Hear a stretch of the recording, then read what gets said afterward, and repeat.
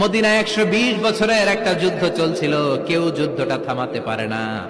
বিশ্বনবী 7 দিনের ব্যবধানে যুদ্ধ থামিয়ে দিলে। Intellectual capacity, very good mediator.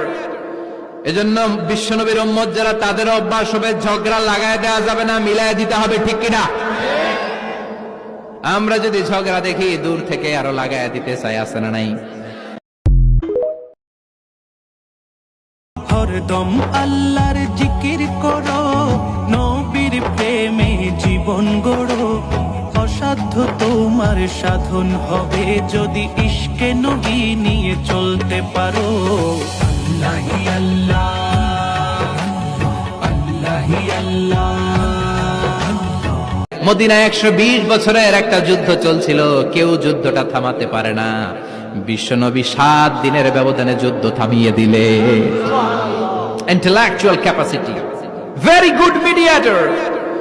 এজন্য বিশ্বনবীর উম্মত যারা, তাদের অভ্যাস হবে ঝগড়া লাগায় দেওয়া যাবে না, মিলায় দিতে হবে, ঠিক কিনা? আমরা যদি ঝগড়া দেখি দূর থেকে আরো লাগায় দিতে চাই, আছে না নাই?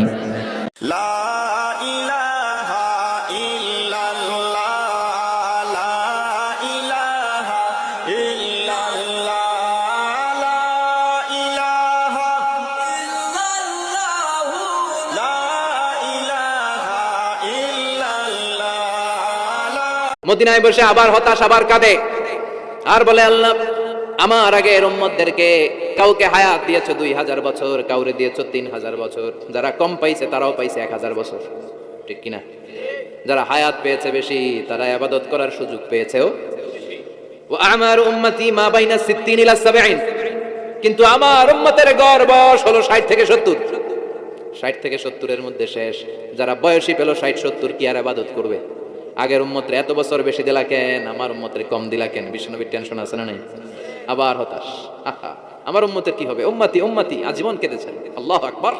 ও নবী, ওদেরকে হায়াত বেশি দিছি, কদর দেই নাই। আপনার উম্মতদেরকে হায়াত কম দিছি, কিন্তু লাইলাতুল কদর দিয়েছি। লাইলাতুল কদর খায়রুম মিন আলফি শাহর, 1000 মাসের চেয়ে সেরা। আপনার উম্মতেরা বয়স কম পেয়েছে ঠিক, কিন্তু কদরের রাতে এক রাত ইবাদত করলে 1000 রাতের ইবাদতের যে সওয়াব, তার চেয়ে বেশি সওয়াব হয়ে যাবে।